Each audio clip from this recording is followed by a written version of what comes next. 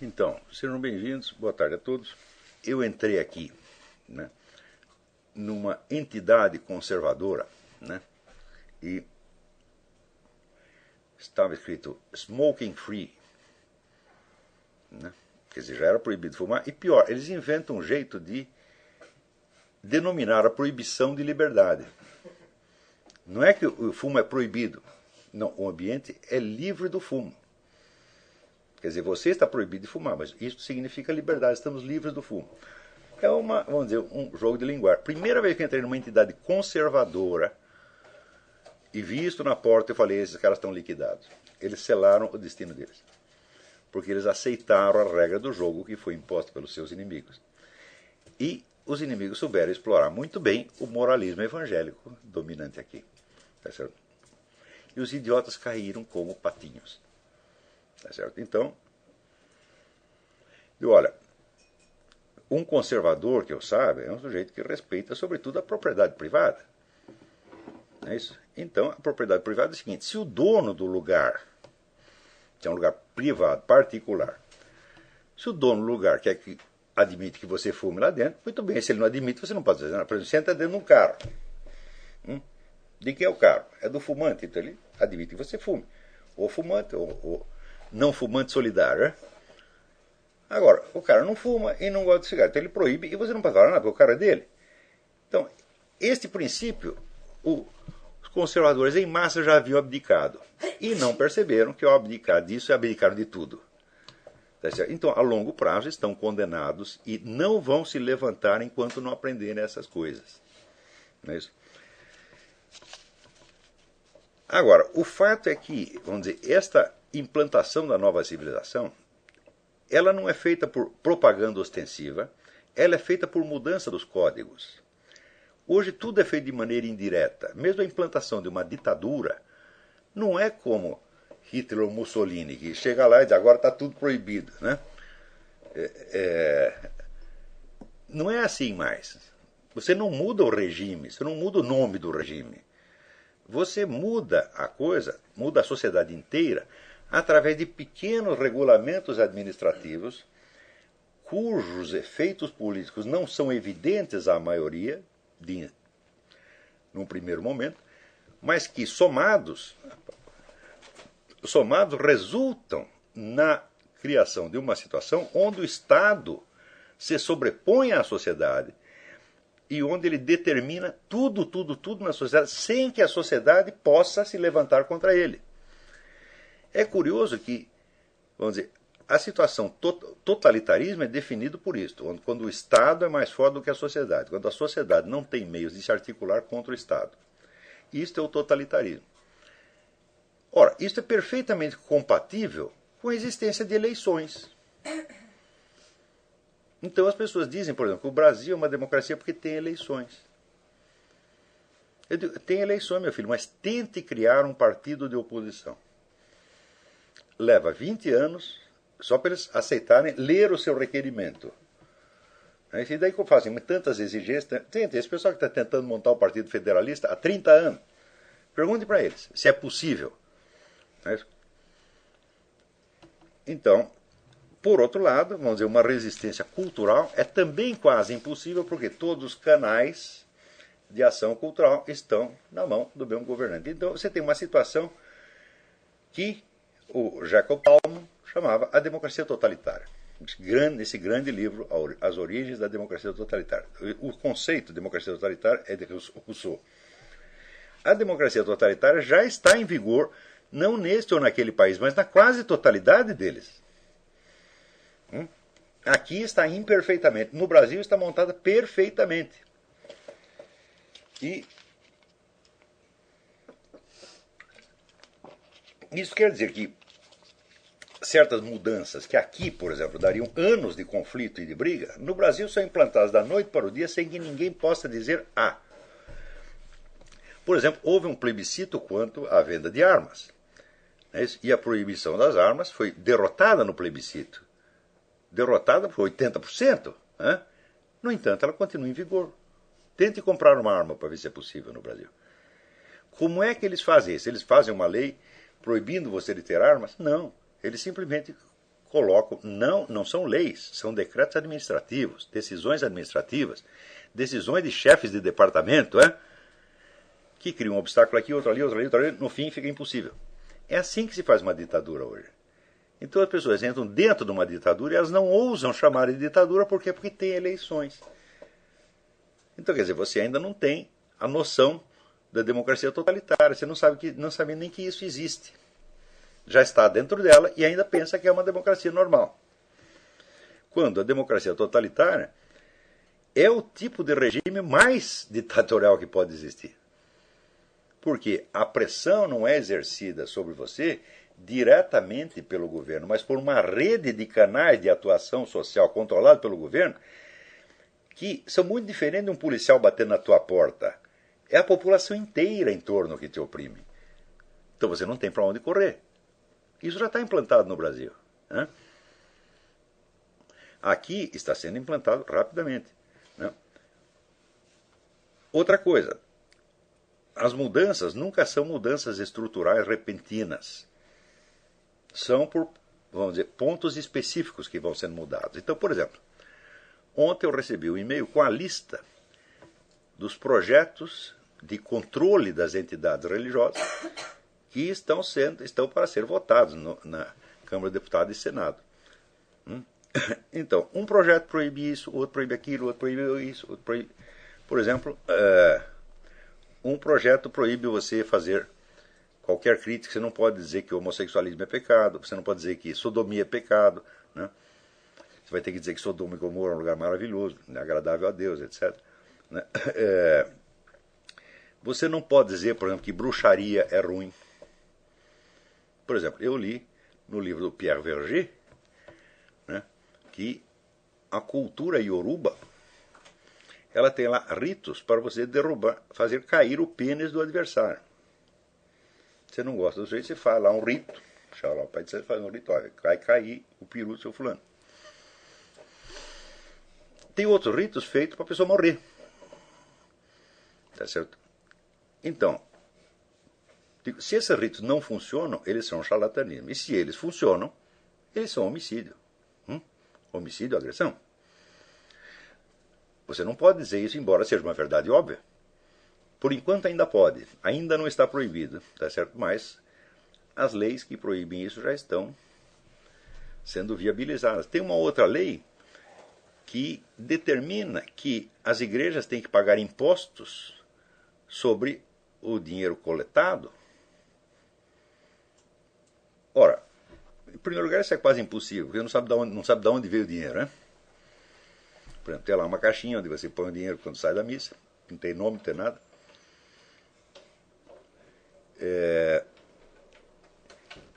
Isso quer dizer que o dinheiro que você deu para uma obra que você considera santa e divina, agora passa a ser do governo. Então, se o governo é, por exemplo, um governo comunista, você, ao contribuir para a Igreja Católica, você está contribuindo para o Partido Comunista.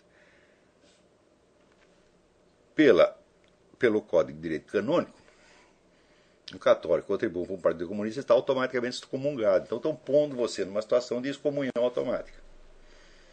Basta isso para você liquidar a igreja. Por exemplo, o senhor Frei Beto, ele diz que ele é um sujeito tão bom, uma alma tão caridosa, que ele usou da sua influência em Cuba para convencer o Fidel Castro a permitir que os católicos se inscrevessem no Partido Comunista. Olha como ele é bom. Só que quando você se inscreve no Partido Comunista, você está automaticamente excomungado. Então, ele concedeu a todos os católicos de Cuba o direito à excomunhão. É assim que se faz as coisas. É por pequenas modificações. As modificações que vêm no ensino e no jornalismo, então, são uma coisa monstruosa. Só que se você nasceu no meio desse processo, você não sabe como era antes, você não sente a diferença. Só se você estudar a história e se você obtiver o recuo intelectual necessário para ver isso. Criar a possibilidade desse recuo é o que eu estou tentando aqui. Mas veja, somente criar a possibilidade do recuo não quer dizer que isso já está realizado, ainda falta muita coisa para fazer. Vocês vão precisar de 5 anos no mínimo para isso, É por isso que eu peço encarecidamente que nesse ínterim não participem de debates, não deem palpite em nada, não julguem coisa nenhuma, se dediquem somente a estudar e fortalecer-se. Tá certo? Assim como um garoto que está estudando na academia de boxe, ele não vai participar de torneio enquanto isso. Né? Ele vai continuar treinando até que o treinador diz, bom, agora você está pronto, agora você pode subir no ringue e enfrentar o fulano, mas não antes disso. Né? Porque senão você vai apanhar. Então, como essa influência cerca as pessoas por todos os lados, e ela não cerca só positivamente, esse é o dado mais importante. Ela não cerca por uma propaganda direta, mas pela supressão das possibilidades diferentes. Quer dizer, você não fica sabendo de uma série de coisas. Então você não tem condição de inventá-las por si mesmo. Né? Então, isso quer dizer que milhares de possibilidades que o ser humano teve ao longo dos milênios, de repente saem do repertório. Você não vai poder inventar uma civilização inteira.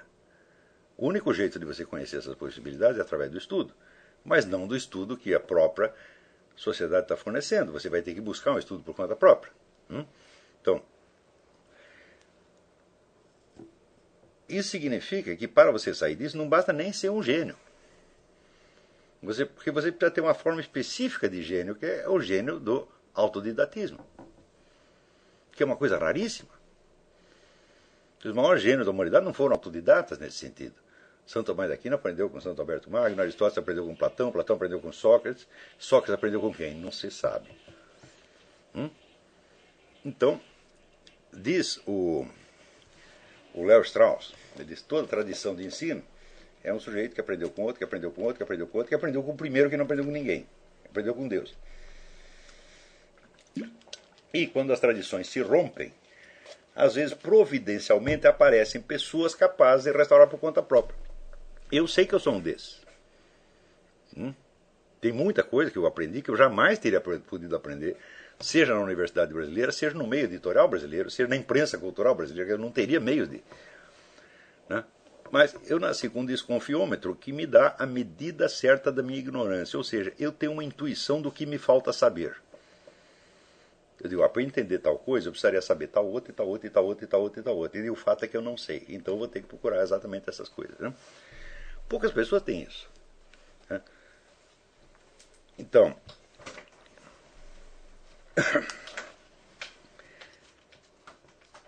isso significa que vocês têm que tomar consciência de que todos vocês, pelo menos que estão com menos de 30 anos, vocês foram formados no meio disto. E muitas atitudes que lhes parecem naturais foram improvisadas anteontem e oferecidas a vocês como única alternativa possível. E muitos julgamentos espontâneos que vocês fazem refletem isso. Eu dou o exemplo, por exemplo, dos conselhos antitabagísticos, né? Vamos dizer que é o mais frequente hoje. Conselhos antitabagísticos, ou, de modo geral, conselhos de saúde não solicitados. Não coma tal coisa, coma tal outra. Ora, que eu saiba, os cuidados com a saúde sempre foram uma parte da vida privada, ao ponto de que um médico não pode lhe impor um tratamento. Se o médico diz, olha aqui meu filho, você está com câncer no cérebro, você vai morrer em uma semana. Posso operar? O sujeito diz, não. Vou dar um exemplo. O Darcy Ribeiro, um antropólogo, comunista pra caramba, mas que era um homem, até certo ponto, um sujeito muito engraçado e criativo. Ele estava no hospital com câncer. Passei operado. Iam arrancar metade dele. Daí alguém disse para ele, olha, nesse tipo de câncer existe 30% dos casos que são autorremissivos, quer dizer, eles curam sozinhos, não se sabe como. O Darcy ouviu e falou, tô nessa. Eu sou um desses, eu vou para casa. E foi para casa e viveu mais 30 anos. Fugiu do hospital. Graças a isso viveu mais 30 anos, porque se tivesse operado, opere, mas faz bomba de cobalto, mas não sei o que, não dura mais 2 anos. Mesmo pessoas que têm conhecimentos suficientes para reagir a isto, às vezes não reagem. O meu falecido amigo Dr. Miller, que é um dos camaradas que mais entendia de medicina e saúde no mundo, ele teve esta fraqueza. Ele pegou um câncer no nariz e ele, por pressa, aceitou o tal tratamento cobalto. Em 2 anos estava morto. Então, por exemplo, este tipo de pressão do establishment médico é uma das coisas mais indecentes e imorais do mundo. Por quê? Porque se você somar o número de pessoas que são vítimas de erros médicos nos Estados Unidos, não há nenhuma outra causa de morte que supere isto. São 800 mil pessoas no mínimo que morrem por ano aqui. A AIDS não mata isso tanto, doença cardíaca não mata isso, doença pulmonar não mata isso, câncer não mata tanto. Em geral matam 50, 60 mil. 800 mil? É uma coisa monstruosa. Por que mata? É muito simples. A medicina não é uma ciência exata, aliás, não é uma ciência. É uma técnica no qual confluem uma multidão de ciências diferentes que às vezes se ajeitam muito mal ali dentro. Então, por assim dizer, toda medicina é experimental. Toda ela. Mesmo que seja um tratamento consagrado, eu digo, bom, consagrado num certo número de casos. Não é isso? Então, quer dizer, a margem de erro ali é muito grande, não por culpa dos médicos, é porque é. Entendeu? Então, a constatação disso e a própria ideia de que a medicina procura se reger por um critério de confiabilidade científica deveria, na mesma hora, proibir que a classe médica se arrogasse autoridade sobre a sociedade. Aliás, isso se aplica a toda a ciência. Se, vamos dizer, a essência do processo de conhecimento científico é a sua autocorreção permanente, então, evidentemente, ela em nenhum momento da sua existência ela pode se arrogar a autoridade de proclamar uma verdade científica, muito menos uma verdade científica que se impõe a toda a sociedade. O máximo que ela pode dizer, até o estado presente do conhecimento parece que é assim, mas pode ser que a gente descubra amanhã que não é assim. Então, isso quer dizer, a ciência nunca pode ser uma fonte de autoridade.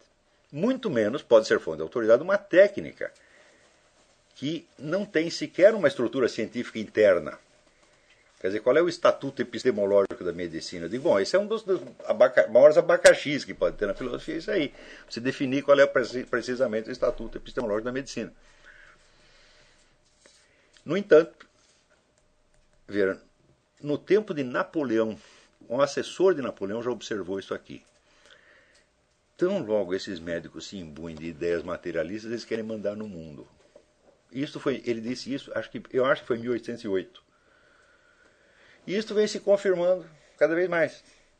Porque além da a classe médica se alia à indústria farmacêutica, que é uma das indústrias mais poderosas do mundo. Aqui, se fala em indústria farmacêutica, você está falando do Rockefeller. Né?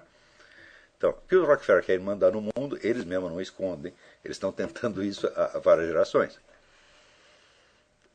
E é evidente que classe médica e indústria farmacêutica têm uma simbiose. Eu sei porque eu fui editor de revista médica e te digo para você, os laboratórios determinavam o conteúdo do que saía nas revistas científicas.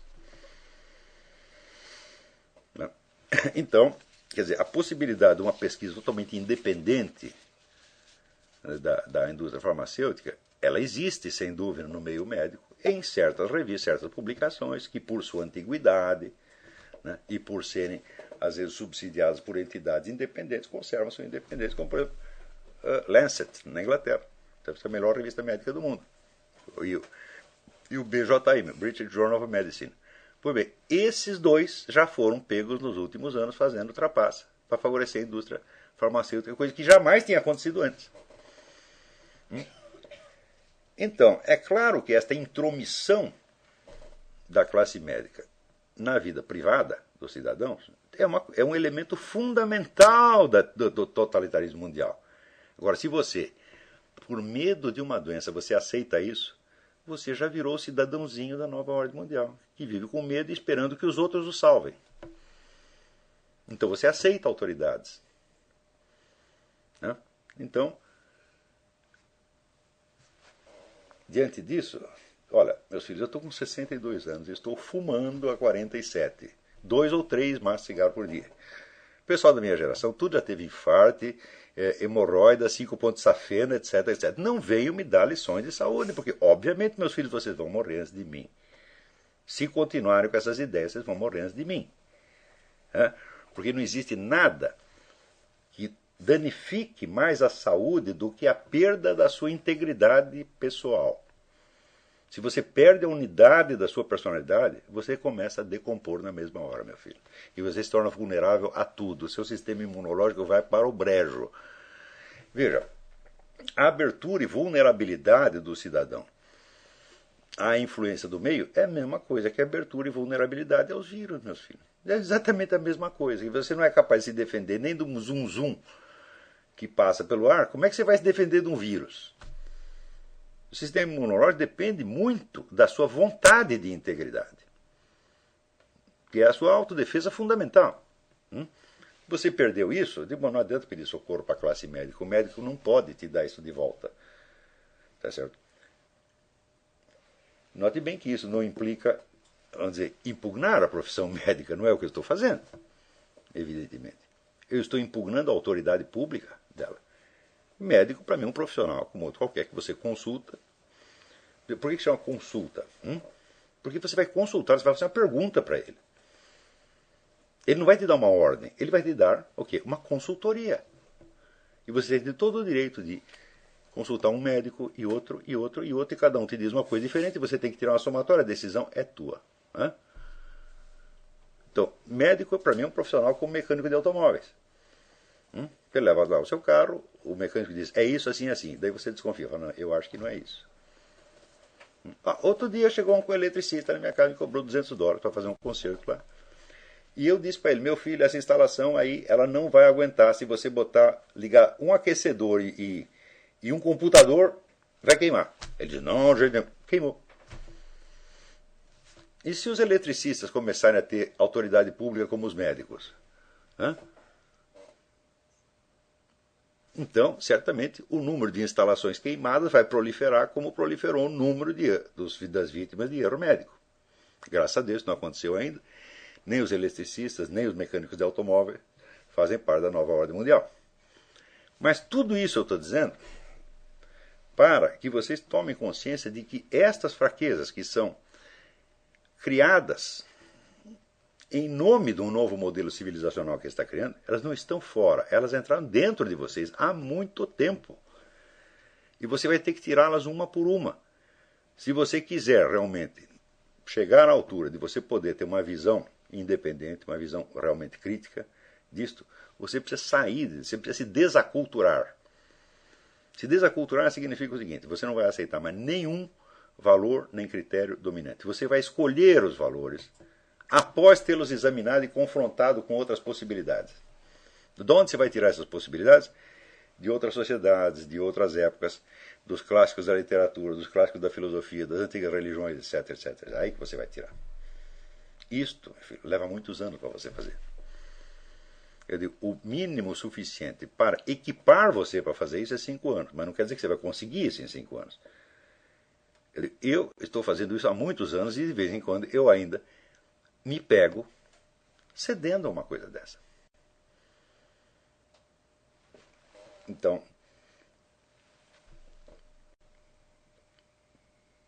vocês não tenham dúvida que o projeto de nova ordem global já fracassou. Ele será um fracasso. Ele não vai se implantar. O que ele vai é como o Reich de 1000 anos do Adolf Hitler, tá entendendo? Que dura 12 anos, dá um prejuízo desgraçado, mata um montão de gente e só deixa lágrimas e sangue pelo caminho. É isso que eles vão fazer. Eles não vão prosperar. A prova de que não vão prosperar é que, como eu tenho dito há tempos, existem 3 projetos de governo mundial em concorrência, ora colaborando entre si, ora tendo conflitos. Primeiro, o velho projeto comunista, que nunca acabou, a KGB está lá no lugar, está funcionando, está indo bem, sobretudo na América Latina está indo muito bem. O segundo é o projeto islâmico. E o terceiro é o projeto globalistas do Grupo Bilderberg, CFR, etc, etc. Esses 3 grupos são enormemente poderosos. É difícil até você saber ali, vamos dizer, quem tem mais dinheiro, por exemplo. É quase impossível. Então, o dinheiro é tanto, que eu acho que se equivalem. Passou de 10 trilhões, já não dá mais para você, né, fazer uma avaliação. Você entra como é que se diz? Dialéticos, o que é infinitamente pequeno, infinitamente grande, isso é uma diferença que a gente não pega mais. Porém, as rachaduras na aliança entre esses 3 já começaram a aparecer. Por exemplo, lá no encontro de Copenhague, né? O camarada da Arábia Saudita, de repente, ele começou a dizer que não existe aquecimento global. Ora, faz décadas que essa turma dos árabes está financiando gente, financiando os aquecimentistas aqui.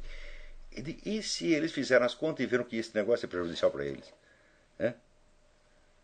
Então mudaram de ideia de repente. Então, de repente começa a haver as rachaduras. Eles não vão prosperar porque o acordo entre essas três forças a longo prazo é impossível.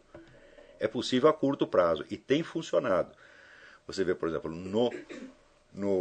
na Inglaterra, né, o príncipe Charles, que é um membro do Bilderberg, que portanto é um globalista ocidental, né, ele é o maior protetor dos muçulmanos na Inglaterra. E ele próprio está profundamente comprometido com isso, porque ele é um discípulo do falecido Sheikh Abu Bakr Sirajuddin, que é um indivíduo que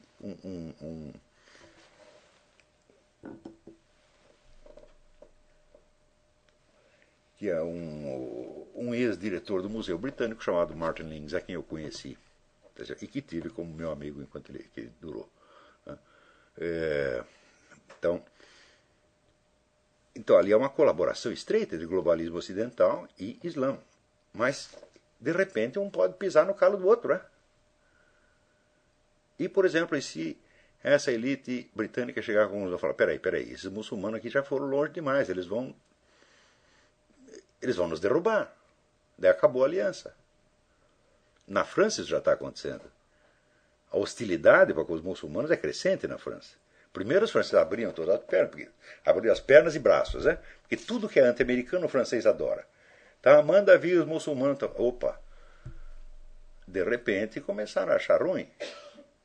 Isso, né? E os judeus, que são os maiores cretinos de todos, que sempre apoiam tudo que é contra eles mesmos. Né? Deram dinheiro para tudo quanto é movimento de esquerda, o movimento de esquerda apoia os árabes, e os árabes saem batendo em judeu na rua de Paris.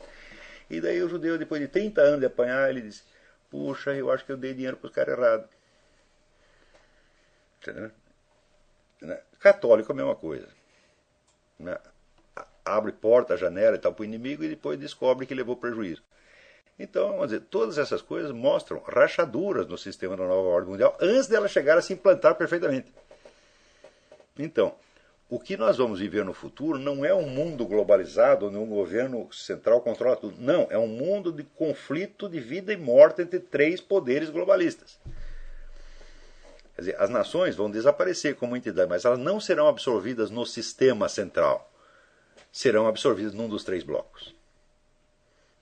Esses blocos não são blocos nacionais, são blocos multinacionais. Tá certo? Multinacionais e que têm uma boa parte do seu poder dentro do território inimigo. Não há fronteiras nacionais. Quando você fala, por exemplo, o Islã, é todos os países islâmicos e mais os muçulmanos que estão no exterior, inclusive que estão nos Estados Unidos. Se você fala comunismo, digo, bom, não quer dizer a Rússia. Na Rússia está cheio de anticomunista, mas para compensar, a KGB está cheio de agente em toda parte. Então não são fronteiras geográficas.